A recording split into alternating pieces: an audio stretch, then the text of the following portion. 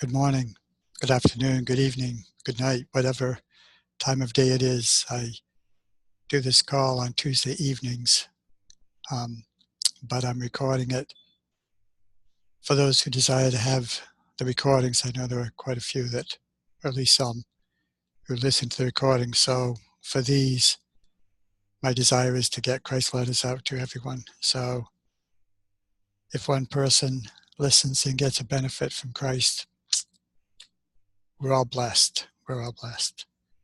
So I have a cat kind of disturbing me, so I don't have the beginning pages of all the letters. So I read from Christ Returns, Reveals Startling Truth.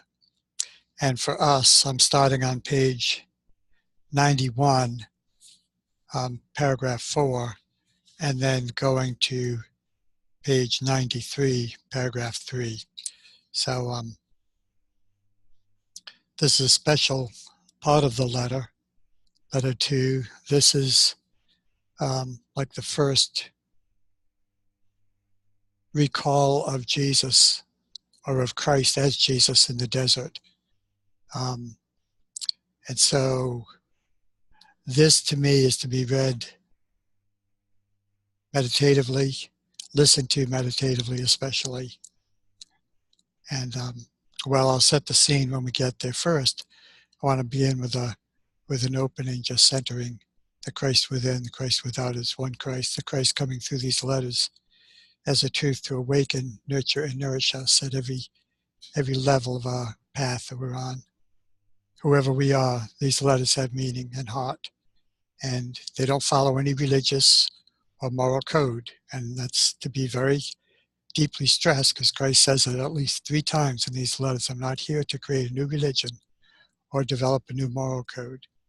I'm here to bring forth the reality of life, the truth of existence, the law that works for it. So these letters are to educate us so we can together, one by one, multitude by multitude, bring forth the kingdom of heaven on earth in peace and joy and love and abundance. And so just be centered in this openness, this awareness of the truth. The truth that frees us is to know that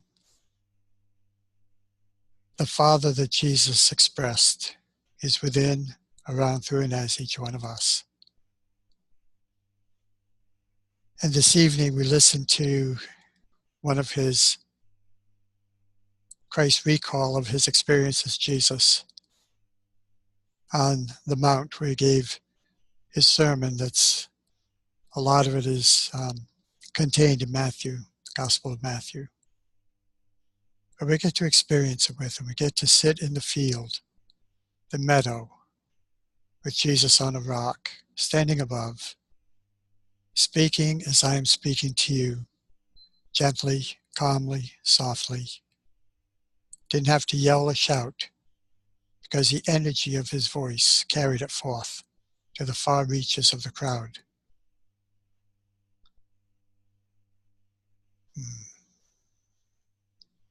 So let's go to the night before this, the night that prepared Jesus for this spectacular sermon to his fellow men, his villagers, those who came to be healed, those who came to hear the teaching, those to experience something different in their lives than they'd ever experienced before.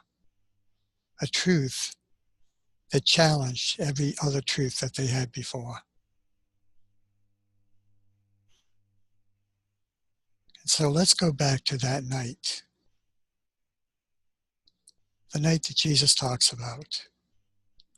As he leaves the busyness of the crowds, busyness of the healing, and just wants to be still by himself.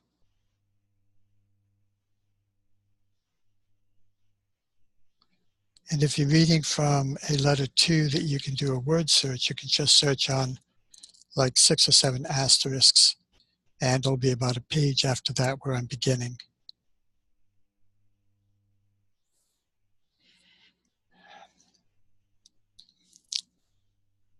so I don't have to interrupt myself with another drink.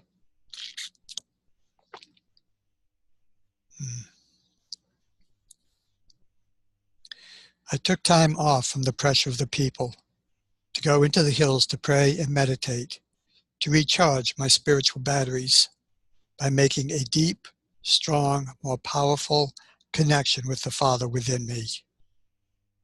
This connection was so rapidly obscured within my consciousness when I was busy amongst the crowds that I was exhausted. Arriving in the cave I used when in that area, instead of sleep, however, I felt the immediate inflow of divine life, the Father, and the tiredness was dissolved as my body was charged with the power which is a creative source of all being.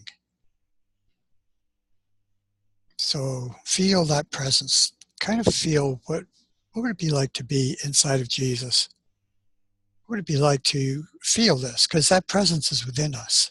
So feel that Christ presence, that Father presence, that God essence, that whatever you want to call it, life itself, science, whatever you call the creator of yourself and all the universe. Feel that that's within everything of the universe. And right now, Jesus has said, I'm pretty tired right now. I need to recharge because I want to go into the village and speak tomorrow.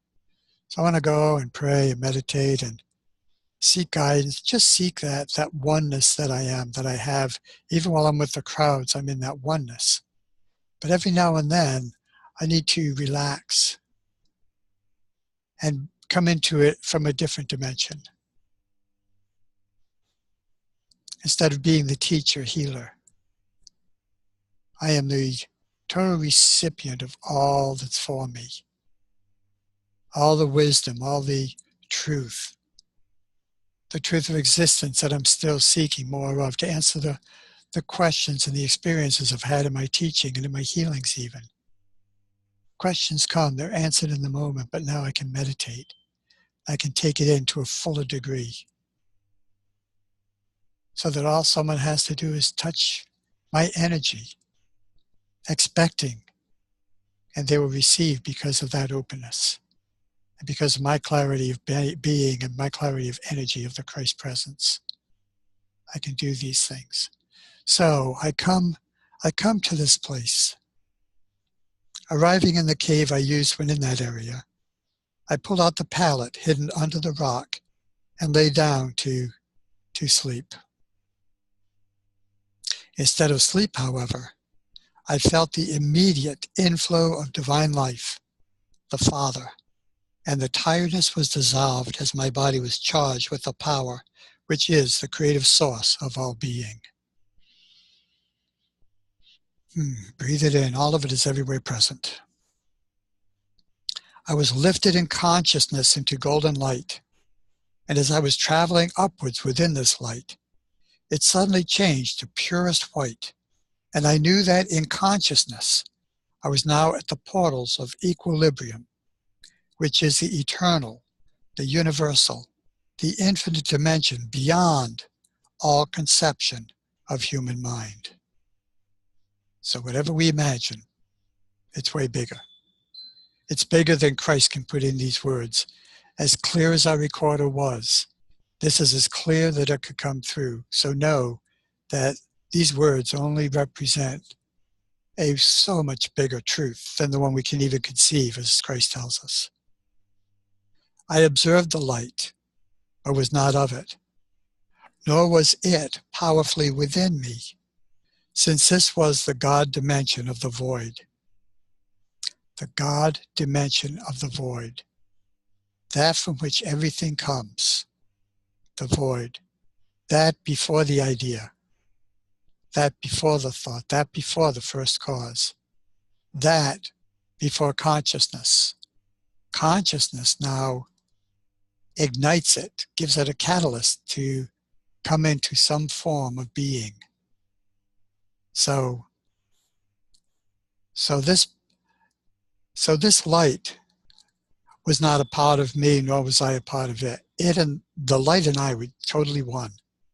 There was no doubt. There was almost like no consciousness, just the awareness that I'm right at the edge of that before consciousness, before I can even think. There's that before that. Before anything can be, there's got to be that from which it comes. You know, we get ideas where they come from, but the source. So we're in the void, the no form of the universal equilibrium. There's just this energy that we read in letter 5 of masculine, feminine, positive, negative, pushing and pulling against each other. And in that constant activity, but it has nothing to do, nowhere to go. We've seen kids like that. We've been like that in our lives of excited. Don't know what way to go. It's all good. But we need something to say, let's go this way. And then bang. And then there's calm because now I have purpose. And so this is the void before purpose. Yeah, that's a good way to say it. It's energy without purpose. I observed the light, but was not of it, nor was it powerfully within me, since this was the God dimension. This is the void, the no form of the universal equilibrium. But it communicated with me and infused me with its glowing love. It impressed in me yet again that it was the, quote, hyphenated, creating, perfecting, healing process, unquote. Love, simple word, governing all existence.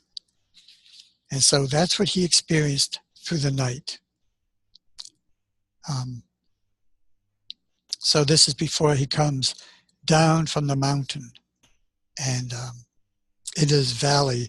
And just picture yourself, you know, if you're looking at the camera, at the picture, fine, you can do that. But listen deep within. And I invite you to go into a meditative state, to either read or listen. Put the two together as one. But be there, be in this valley, be in this meadow, be in this greenery with flowers and what we would call weeds, you know, just a meadow of nothing with rocks and hundreds of maybe thousands of people there with their animals. Some of them have come from shopping. Some of them are, you know, babysitting maybe, but their families are together because that's where they were in those days. So it's a whole village made of villagers that are in this scene. So I want us to just be there, and I will say little from now on, just to remind us to be in that experience, because this is the experience that I'm coming from, as if I'm just speaking the Christ allowing the Christ to speak through me, as it put these into words. I now saw it even more clearly. This is still in his sleeping waking time. I now saw it even more clearly. I was sent to awaken people to all the possibilities for self-development, prosperity, and the achievement of joy and happiness. But it would be up to them to wake up and take advantage of what was offered them. I remember that this upliftment lasted all night, and in the morning I rose feeling alive as never before. My message had been clarified. I had seen even more clearly the reality of the Father, and knew that I would be able to go out that day and meet the crowds and transmit to them the power and the life of what had been shown me. As I climbed down from the cave, I came to a large rock overlooking a steep precipice. When I sat, I was able to look down over the town we were going to visit that day. I could feel the perfecting process, that making whole impulse, the Father, surging through me, and I longed to share it with others before the problems of daily living should swamp it, and it should lose its power and driving force within my human consciousness. My disciples joined me a short while later.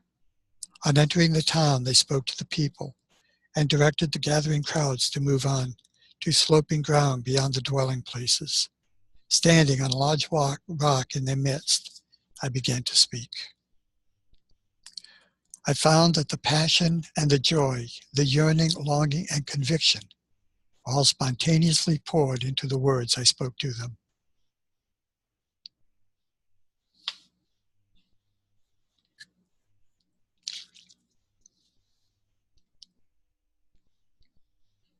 It begins where they are, where we have been, maybe where we still are. You are sorely pressed down and weary.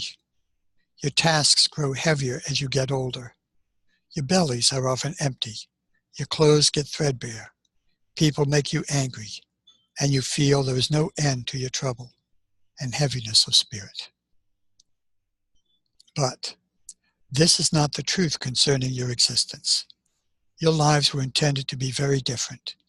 If you could only see beyond your feelings, if you could only lift your minds to make contact with the Father within you, you would be able to see and know what your state of existence should be. You would realize that you were created to enjoy abundance, protection, good health, and happiness. But because daily you live in fear of good and evil, and believe and expect these more than you believe that the Father is abundant life and love within you, supplying you with all the necessary things for health and well-being. It is your most feared good and evil experience you attract to your lives and bodies. Your beliefs in good and evil obscure, cloud over, hide all the Father has in store for you, if only you'll believe in Father love. You judge your todays and expect of your tomorrows what you have experienced in the past. Therefore are the ills of your yesterdays and continually repeated in the future. I'm going to reread that because there's a lot in that. And I will not go into it as I normally would. You judge your todays and expect of your tomorrows like to be different. Well, we expect the same for tomorrow. What's happened today, I'm going to receive tomorrow. So you judge your todays and expect of your tomorrows what you have experienced in the past. Therefore are the ills of your yesterdays continually repeated in the future. You're enslaved by your memories and your undeviating belief that what was past must return again and again to burden and wound you. You do not need to heal your bodies to try to make your lives better. You need to heal your beliefs. I have told you, there is nothing solid under the sun. If you could heal your beliefs, bring your beliefs into line with the Father's true intention for you, the wrong beliefs governing your bodies and lives would dissolve like mist in the sun. Imagine believing that. Pretty powerful. Your every circumstance would immediately come back to the divine intention behind all creation. Just let go. Just be the Father. You would find that for every difficulty, for every lack of every kind, there's always a means to end the difficulty. There's always a filling of your basket to meet your need. What do you think happens when the sick come to me and I lay my hands upon them? Am I thinking about the illness? Am I wondering if the person will be healed? Am I afraid the Father may be sleeping or is so far away I cannot be heard? I hear joy in that. I hear, can you really believe that I think this way? No. If these were my believing thoughts, there would be no healing. When a person approaches me for healing, I immediately rejoice because I know that the power which is the Father is within me, ready and waiting to heal the moment I ask. I give thanks because I know that the Father's will is health and not sickness.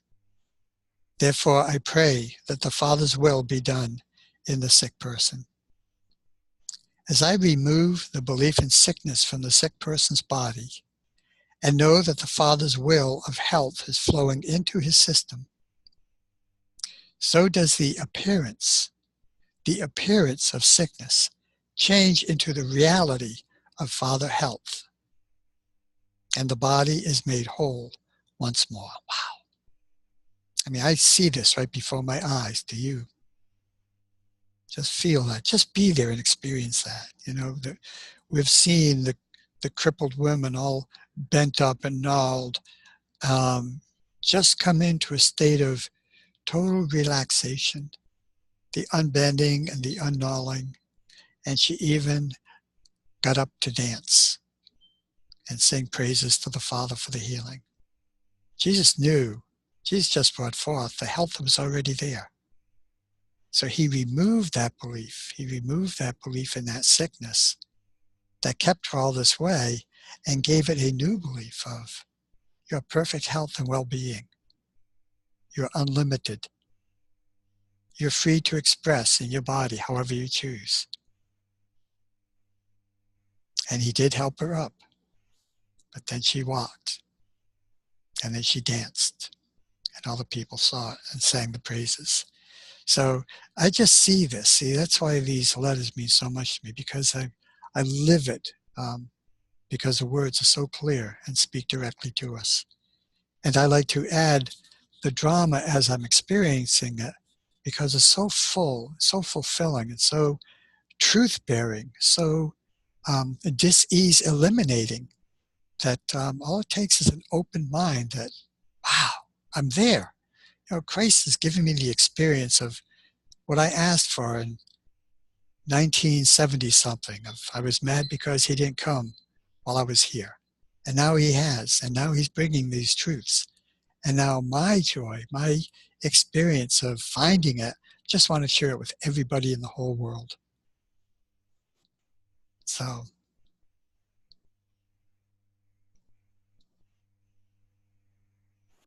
yes, so when a person approaches me for healing, I immediately rejoice because I know that the power which is the Father is within me. And it's ready and waiting to heal the moment I ask. The moment I open myself, and it's like grounding in electricity. That becomes the ground for this energy to come forth. Sickness, I'm skipping to the next paragraph if you're reading along. Sickness is nothing more than a lowering of vitality, a reduction of life within the affected part. Restore Father life to the true intention and plan of your system, and the entire system functions as it should. Can we heal ourselves? If we believe this, absolutely yes. Absolutely yes. I have so-called challenges in my life that I'm applying this on a regular basis. And it's going to work in accordance with my belief. I have no expectations except pure health and well-being, and to live for 450 years. I know there are things I have to commit to in order for this to happen. And now these things going on in my body and reading the Christ within me with this ability to heal itself, gives me large hope and excitement, because I've talked to doctors now who are not denying me the 450 years. They're not laughing at me. They're just, they're in agreement. One person said, I'm a doctor, a dental doctor, I believe, Erica Mason here in Richmond, Virginia. And I said that to her, if I wanted to live 450 years. She said, I'm with you. I'll help, So that's all we need. And then if we all believe that, we'll all be living 450 years and beyond. So sickness is nothing more than a lowering of vitality. This is what he's telling the masses. This is what he's teaching them then, but they couldn't comprehend as we can today. So I'll just leave it at that. Sickness is nothing more than a lowering of vitality, a reduction of life within the affected part. Restore Father life to its true intention and its true plan of your system, and the entire system has a new thought now, a new beginning, a new emphasis, a new realization with a capital R. Your entire system functions as it should. You have been told that God sends sicknesses, plagues, famines, destruction to nations when they do not keep his laws. You have been told that you yourselves are punished by an angry God for sins you have committed. What is punishment but evil doing under the guise of goodness? What is punishment but evil doing under the guise of goodness? I say to you that evil does not come from God. How can God be of two parts, good and evil? It is only in your minds that you conceive good and evil. Only in your hearts do you think and feel it. These thoughts and feelings have nothing to do with the true God, which is the Father within you, bringing you every good thing if you will but believe this is so. It is your belief in good and evil, and the good and evil in your hearts, which brings you sickness.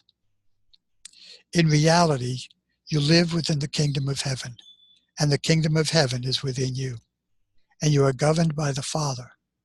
But because you believe in the punishments from God, believe that only sacrifices in the temple will save you, believe that you are heir to sickness, poverty, misery, you create with your minds the very things you do not want. But be not downcast. Rejoice and be glad, and know that those who experience lack, far from being punished and abandoned by God, even though they have sinned, are truly blessed. The man who has nothing is rich in the power of the Father, if he will but heed it, trust it, and live within it. We can still have peace, even if we're on an airplane that's going down, that I had a dream about one time. We can choose peace. Doesn't matter the horror going around. I control my thoughts. I control my feelings, not that what's around me. So the man who has nothing is rich in the power of the Father, if he will but heed it, trust it, and live within it. For when your bellies are filled, and your bodies know ease, and your minds and hearts are comfortable, you have no urgent and present need of the Father to become active within you to fulfill your needs. You believe by your own thoughts and hands do you fulfill your own needs easily. So when you speak of God, you can only speak of what you have heard spoken of by others. You yourself have no direct experience of God. The person who's down and out, their calls out for help. The person who's up and fine, they're fine with the day-to-day. They're supported and all that, and they're happy at their level of happiness. But the person who is not happy, that seeks happiness, he's the one, she's the one that finds it in the higher plane that's above the suffering, the fear, the anger, the belief in good and evil. Consider the rich. They are sunk, bound, bogged down in their own riches. Now, that's not true for all people, so being rich is okay. In fact, I think it's the way that we show our oneness with God in our current world. We don't need that, but it does not detract from it. The rich get up in the mornings and go about their daily business, knowing nothing about the power of the Father within them. They think the thoughts which will increase their riches, the thoughts which will boost the self. They send out commands which will burden those who serve them. They live their lives according to their own choosing. Therefore, because they draw their limited life only from their own limited human thinking, arising from their bodily minds and hearts, they get sick and experience as much misery as does the man who has nothing. They do not realize they are only half alive because they are not in touch with the source of life, the Father within them, that which brings all these things to them. Neither do they ever see that much of the good which has come into their lives is not of their own devising, but is the love work of the Father hidden within them. But being not aware of it, it still works. If my thought goes there, the Father still works because the Father is always present. It cannot not be present through us. The religious leaders are at ease in their own comforts of positions of authority. They have no need of anything beyond their own physical satisfactions. Because they have no personal knowledge of God, they must read from their holy books the words of holy men spoken 1,000 years ago, and tell the people what they think the words mean. But all they speak is drawn from their own little minds, which are imprisoned in the comforts of their lives, sunk in the expectations of what they shall eat and drink, and what apparel they shall wear to impress the people. They know nothing of the inspiration which gave birth to the words spoken by the prophets all those centuries ago. So, my thought is, I want to follow the author of those words. And that's what I kept seeking, was outside the words, I want the author. I want the beginner. I want the bigger picture these words represent. Okay?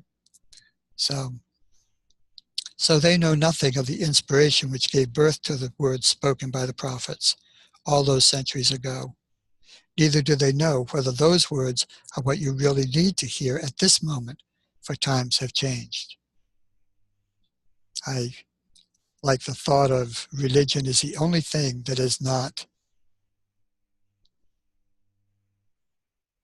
evolved in all of humans' evolution. Religion is the only thing that is bound 2,000 years ago and 10, 12,000 years ago. So Christ has come in 2000 to revisit. He visited 2,000 years ago. Humanity has had the evolution of 2,000 years. That now Christ has come again saying, I think now we have the people in place, you and I, we have the people in place to bring forth the kingdom of heaven on earth. It's up to us, and we get the joy from it because we're the starving for this fulfillment of need, the need beyond physical, that which creates the physical for us, through us.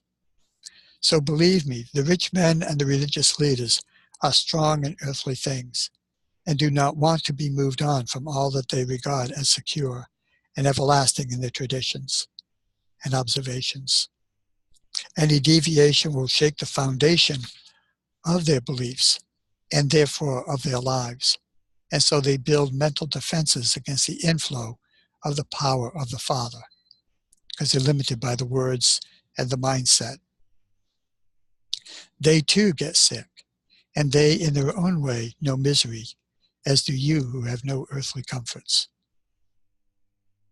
There is no difference between you who have little in life and those who have it all. For rich and poor alike get sick, make enemies, find themselves alone. But the potential for you gaining more than the religious and rich can ever hope to gain in health, happiness, good fellowship, achievement in your chosen way of life is enormous. And when it is all accomplished, you will know that the opportunities, the ability, the inspiration, all come from the Father within.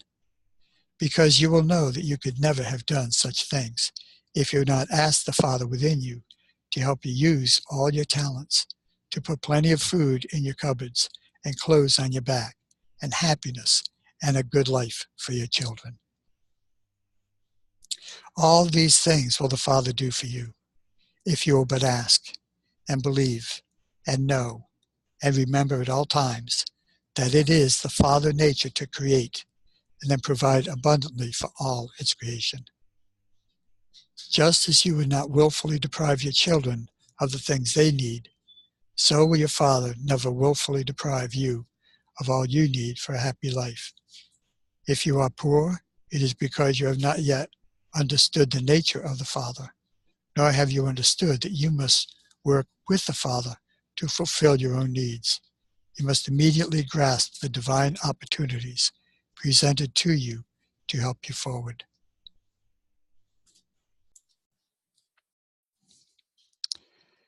If only I could show you and make you see and believe that when you mourn, your sadness is known to the Father. In time, your sadness will be changed to joy. If you but turn to the Father and watch the work the Father love is doing in you, you will find comfort beyond anything you thought possible. How blessed you are when you are hungry and when you are thirsty, for your needs are known to the Father. Surely those needs are satisfied if you cease to wail and begin to pray to the Father and ask believing you will receive. How can you believe that to eat and be properly clothed, you must first go to the temple, How can you believe that to eat and be properly clothed, you must first go to the temple and offer burnt sacrifices of the Father's own living creatures to pay for your sinning? Can you not see that the living things you burn have been created to enjoy life even as you have been created to enjoy life? They have been created to be a blessing and be blessed on this earth, even as you have been born to be both blessing and blessed. For this is the nature of Father love, revealed throughout its creation. If you remember that what you truly believe is what you get, can you not see that this Jewish belief in temple sacrifices of living things will bring you nothing but misery? Believe in punishment, and punishment is what you will get. Believe in killing and destruction as being the right way to reach God, and that is what you will experience, killing and destruction. If you are hungry and thirsty, it is because you are turning away from the Father within you. Again, remember, we're in the field and we're listening to Jesus speak these wisdoms from his night's meditation with the Father. By indulging your fearful thoughts, anxieties, and feelings of hopelessness, you are creating the very conditions you want to rectify. You're doing all these bad things to yourselves. Therefore, even more blessed are you when you hunger and thirst for goodness and for contact with the Father within you, because then you will surely be filled up 100 times over. Blessed are you when you are attacked and robbed, because you will see God in action when you stand still in perfect trust and see deliverance taking place. Blessed are you when you are caught up in conflict, yet you can still care about your fellow man and be the peacemaker. You carry the love in your heart, which is of the Father, and you are truly a child of the Father. Blessed are you when you have been deeply wronged by another, yet can forgive and show mercy, abstaining from seeking justice or the means to persecute him. You put yourself directly in harmony with the love which is God active within you, and even so will you be spared in times of trouble. Most blessed of all are you, the pure in heart, for such as these have rid themselves of all anger, hatred, vindictiveness, unkindness, envy, hardness of heart, and stand before the world as love made visible. They know the true reality called God, and they know the reality is the Father within them, within us. How can I help you see this great truth? How can I help you see the reality of the kingdom of heaven, the kingdom of God? You do not have to look up at the sky, because that is not where you will see the activity of the Father so clearly that it must surely reinforce your faith. This is where people down the centuries have made the big mistake of turning in towards their dreaming, their imagination, and creating for themselves a Jehovah which does not exist. You will not find the Father someplace in the heavens above you. The Father is in no special place, but everywhere around you and within everything. You can see the Father's marvelous work. Look around you at the growing things, the wheat, the grass, the flowers, the trees. Just smell it. Feel a breeze. Feel yourself in this meadow that Jesus is pointing out to the people around him. Look at the nature around you in this field. You can see the Father's marvelous work. Look around you at the growing things, the wheat, the grass, the flowers, the trees and birds, and in every living thing. You will see the mysteries and wonderful work of the Father, ceaselessly active. It is here that the Father is perfectly in control. You can see that there is perfect law and order, growth, development, and eventually the harvest to bless both man and beast and birds. Consider the way that a man, after tilling his fields, will scatter seed over the earth and cover it over. He packs up his tools and goes home, content that eventually, if there is sufficient rain, there will be food for him to feed the children. For many days he sleeps and wakes and does nothing more to the plants. But when he visits them, he will see the blades of grass pushing through the soil. Later he will return and see the growth of stalks and leaves, and later on again he will see the forming of the seed, and then one day he will see that the grain is plump and golden and ready to harvest. Meanwhile, all this growth has taken place without any help from him. The wheat has grown in a marvelous way that he cannot explain. Is it magic? No. It is the work of the Father, the power, loving intelligence throughout the universe, which inspires the work and respires through it.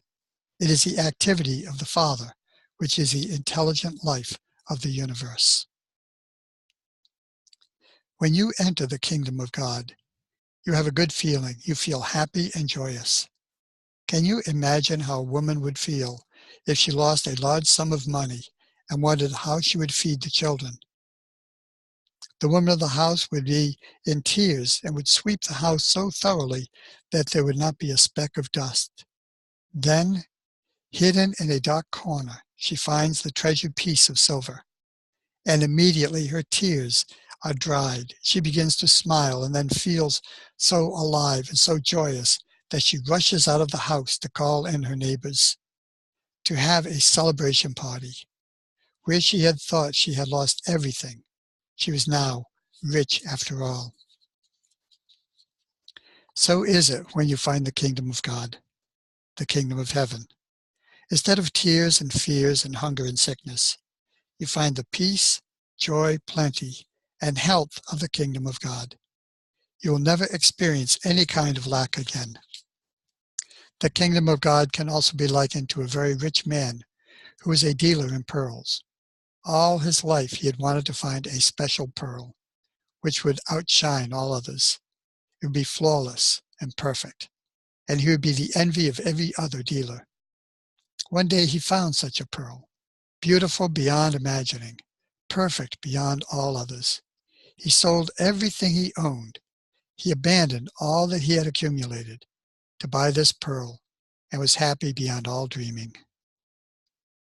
What does this mean? It means that all the things he had previously valued in his life, his richly furnished house, his valuables, his way of life, plenty of food and drink, he gladly gave them all up in order to possess the treasure beyond price. The knowledge leading him into the kingdom of God, where happiness is a state of mind which cannot be touched by the outer world with all its cares and worries. Be in the world, but not of the world. In the kingdom of God is within you. You enter the kingdom of God when you realize fully that the Father is active at all times within you. It is a state of mind, of perception, and of understanding that the reality behind and within all things visible is the Father, and is beautiful and perfect, and that all things which are contrary to beauty, harmony, health, abundance, are the creations of man's wrong thinking. How I have grieved over you who suffer. But you do not need to suffer if you listen to what I have to tell you. But I must warn you that the path leading into the kingdom of heaven is difficult to follow, because it means that first you have to deal with yourself. Why am I in this condition? Why is it the self you have to deal with? Because out of your desire to protect and promote your own personal good come all your selfish thoughts, words, and actions. You'll probably ask, why should I have to worry about these things? If what you say is true, that there is no punishment, that God sees not our evil, then why should we be concerned about the way we behave?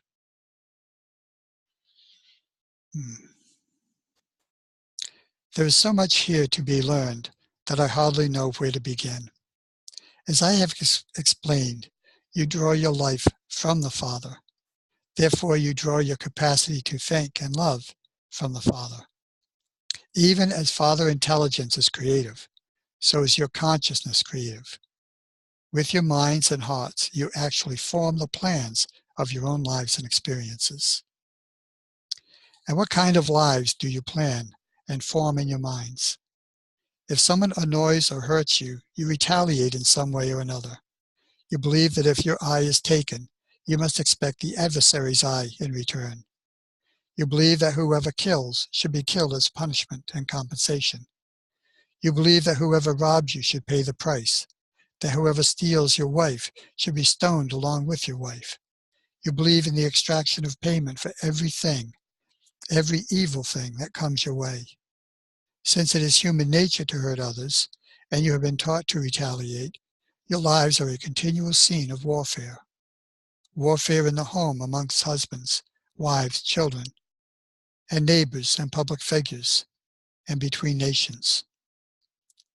Your Father knows nothing of this warfare in your lives, but knows the stress in your minds and bodies arising from the warfare, but can do nothing. Nothing to ease your pain, until you yourselves stop the warfare. You yourselves must cease your fighting and live in peace with yourself, with your family, with your neighbors, with your employers, with your public figures, and other countries. It all begins within. I've got to have this within me first. I've got to find the Father within me. Only then can the Father love work take place in your minds, hearts, bodies, and lives, individually and collectively. So all our village of friends, neighbors, family around us, all the goats, all the children, all the life itself. All of this is this Father expressing itself. And we are a collective of one. That as Christ has awakened this consciousness within us, and with all the brothers and sisters around us, we are now a community of this love experience, this Father love. And we can bask in it. We're safe in it. We have no fear in this because we're all of the same beautiful, loving consciousness. And all we want is good for ourselves and good for one another. And how we can assist one another in this community to continue it. So only now can the Father love work take place in our minds, hearts, bodies, and lives. Only then will you be able to recognize and see the love work being done in you and for you by the Father. Remember also the great law, you reap exactly as you sow. It is done unto you as you have believed. You cannot pick figs from brambles, or grapes from thorn trees, or harvest wheat from weeds. Think about this and understand this parable, because it's very important to you, not only today, but also throughout all your days and years to come, even into eternity. So if you want to change your lives, change your thoughts. This is how simple it really is. So if you want to change your lives, change your thoughts. Change your words arising from those thoughts. Change your actions arising from the thoughts. What is in your minds will create all your experience, your sickness, poverty, unhappiness, and despair, as well as your joy, abundance. So if you want to change your lives, change your thoughts. Change your words arising from those thoughts. Also change the feelings arising from those thoughts, because thought produces feeling. What I'm feeling is what I'm thinking. So that's a way that I keep myself in check is, what am I feeling? I'm feeling peace, serenity, joy, abundance, support, beauty, harmony in everything and everyone. So all is well. But when that serenity is disturbed, it's like, So I go to the Father to find out what's going on and how does love handle this. Change your actions arising from the thoughts. What is in your minds will create, and your feelings. What is in your minds and feelings will create all your experiences. Your sickness, poverty, unhappiness, and despair. And different thoughts produce different results. Now, in this beautiful experience, in this setting that we're in with all these people around us, a man shouted out to me, "Tell us, teacher, how do we remain peaceful with our neighbors when they themselves will give us no peace?" I said to him, smiling, "When your neighbor comes to you and says he has to travel some distance away and does not want to go alone and asks you to go with him, what do you do?" The man laughed. "Huh, if my neighbor wanted to take me away from what I was doing, I would not be pleased. I would tell him to go find someone else to go with him, as I was busy." "And how would your neighbor feel?" I asked. The man shrugged. "I don't know." "And next time you needed him to do you a favor, how will he respond to your asking?" The man was no longer laughing. He did not reply. Another man said he will swear at him and tell him to go elsewhere for help. I said to the people, "This man has answered rightly. And how will he feel?" I pointed to the man who has first spoken, smiling at him. A woman shouted above the laughter, "He will tell everyone he meets what a selfish and miserable neighbor he has. Perhaps we will want to hurt him in some way." There were shouts of agreement, and I nodded. Yes, he will have forgotten that he was once asked by his neighbor to walk 1 or 2 miles with him, and he refused. He will not see the law of reaping and sowing at work in his life.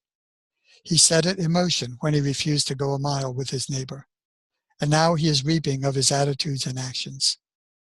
Of what use to be angry when he has created the situation all by himself? The people laughed and nodded and spoke to one another. Never before had they heard such knowledge of human behavior. Here was an entirely new teaching. I said to them, "I advise you, when your neighbor comes to you asking you to walk a mile with them, or anything else that would like him to do for you, if you also have a need, how would you like him to respond to your request?" I'll read that again because I know I didn't do it properly. I said to them, "I advise you, when your neighbor comes to you asking you to walk a mile with him, or anything else that will make him more at ease and happy, first think about what you would like him to do for you, if you also have a need. How would you like him to respond to your request?" A murmur swept through the crowd, and I could see that they understood what I was telling them. In fact, if your neighbor asks you to go 1 mile, do it with a happy, easy agreement, and be prepared to go on to do 2 miles if necessary. When you refuse people, you do not realize it, but you tighten up your minds and bodies, ready to protect yourself from being forced to do something you do not want to do. You tighten up your minds and bodies, and the Father's is tightened up also, and cannot do its love work within you. And out of this tightening comes sickness. Again, you may meet someone sorely in need who is cold and unhappy. He may ask you for your coat. Don't pass him by glaring at him. Some people laughed. They knew this is what they would do. No, give him your coat. And if he is really cold, give him your cloak also. Go your way, rejoicing. Rejoicing, a disbelieving voice asked. I laughed and I said, "Yes, my friend, rejoicing. Firstly, because you had a coat and a cloak to give, and then rejoicing because you realize that now you have a lack of a coat and cloak yourself, that your Father within you will shortly return the coat and cloak to you in some surprising way.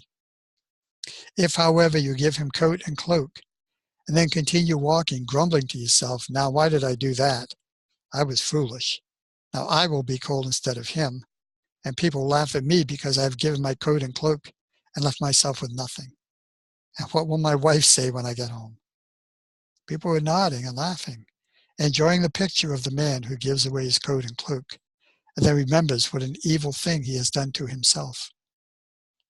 I knew that very often they did deprive themselves to help others, and they regretted their generosity afterwards.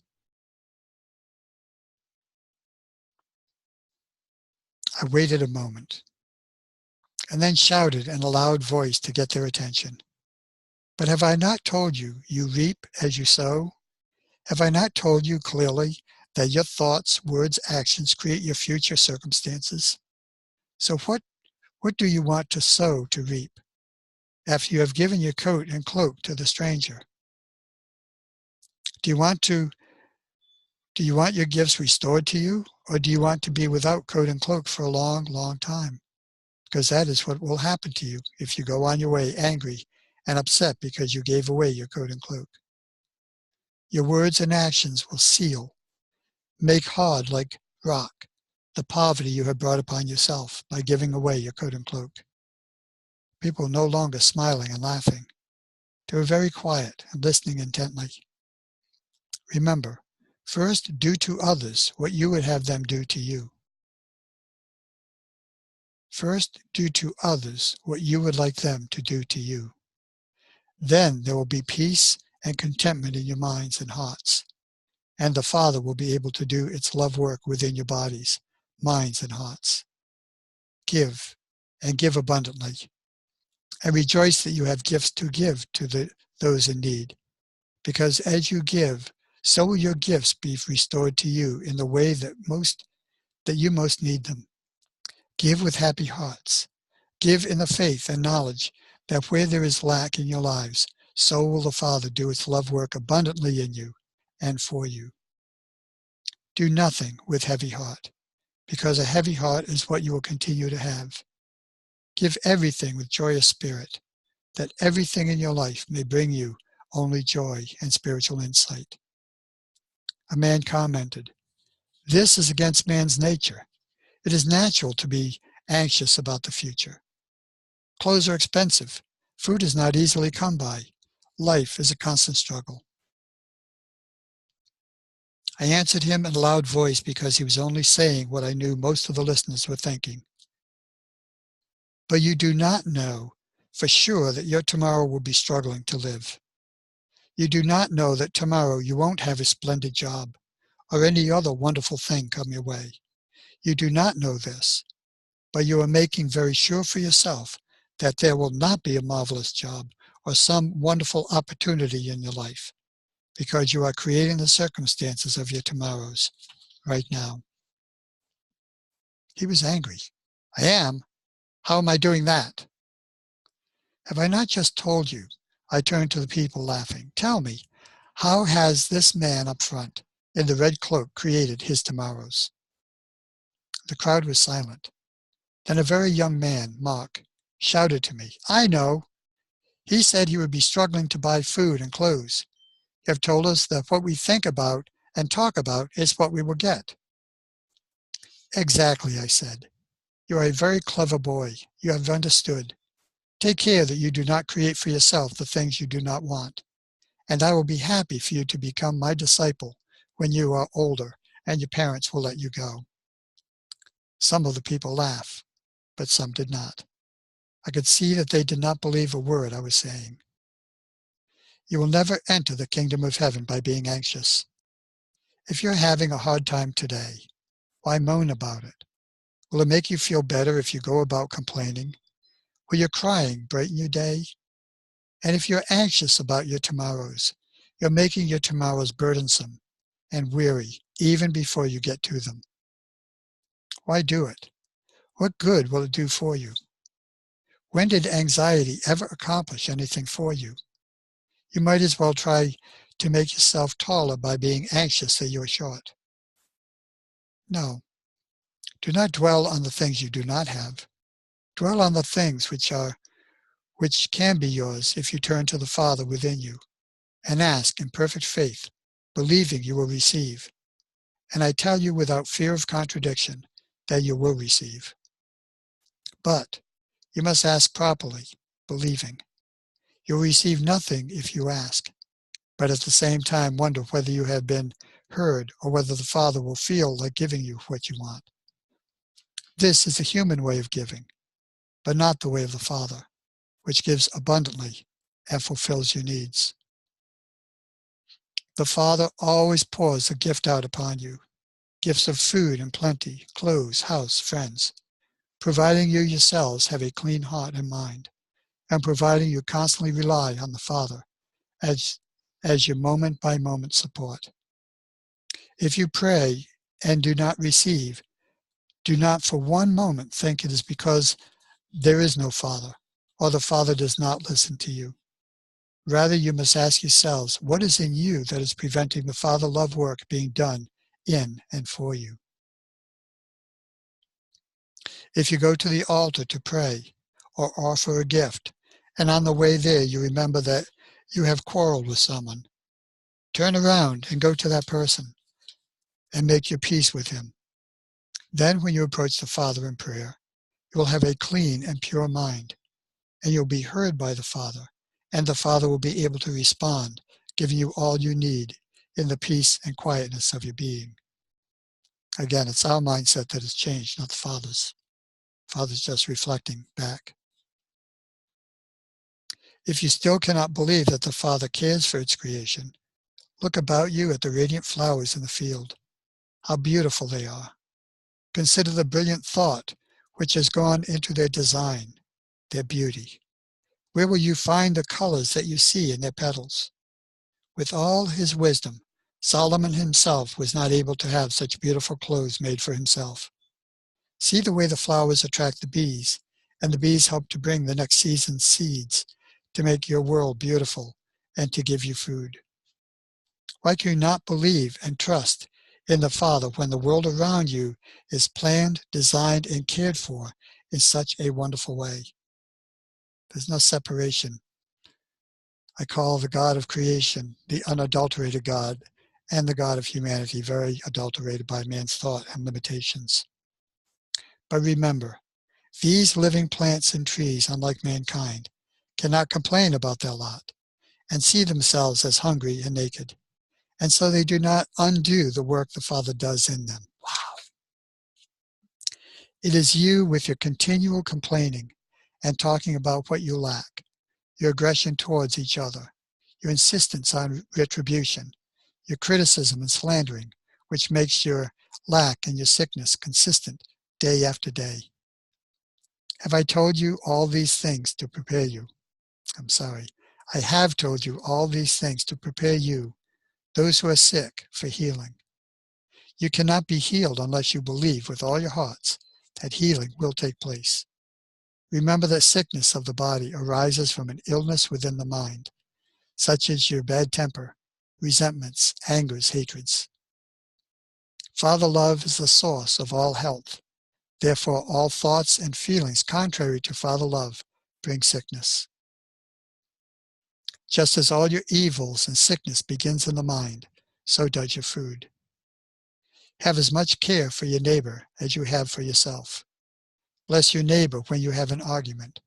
Pray for him when he is harsh with you. Help him out in any way you can at all times, even if he turns his face from you, because then you are constructing good in your mind and thoughts, and goodwill will be the harvest of your sowing. Not only this, you are bringing your mind into harmony and attunement with the Father within you, which is perfect love. Under these conditions, the Father can do its perfect love work in you.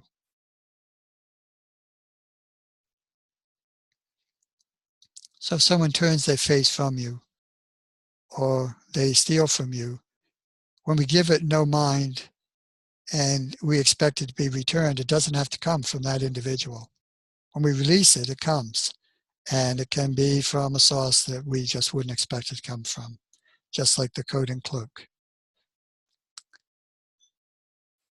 When I had finished speaking, the people brought their sick to me, and according to their faith, they were healed.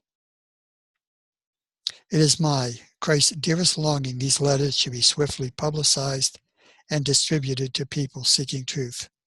If quoting from my letters, please state the source very clearly. Christ's Letters from Christ's Way, www.christsway.co.za. So I thank you for listening. This concludes letter 2, and next Tuesday we will begin with letter 3. Again, there are other sermons on mounts and some parables that will be very recognizable. The faith of a mustard seed is addressed. The feeding of the thousands is addressed. I think we've already done the walking on water, but if not, it's in letter 3. So thank you for being with us. And if you have any questions, comments, anything at all, please feel free to write to me, chapelinthesky@aol.com. That's without any punctuation. chapelinthesky@aol.com. No walls, no ceilings, no floors, no barriers. All are welcome in this chapel in the sky. Christ's way, bringing forth the kingdom of heaven on earth, right here, right now. God bless you. Thank you for being with me this day. All is well in our world. We know it is so, and so it is.